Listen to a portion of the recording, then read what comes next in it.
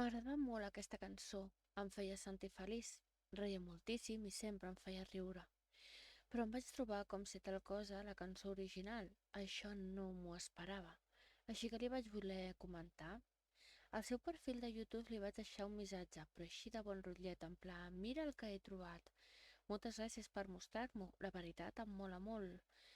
Deixo l'enllaç per a qui vulgui escoltar aquesta cançó tan maca.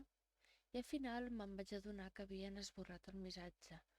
No els interessa que se sàpiga que són només uns lladres. Genial que t'ho burris perquè hi hagi un gaudiment, que li canviïs una lletra però dona-li la seva justa peça.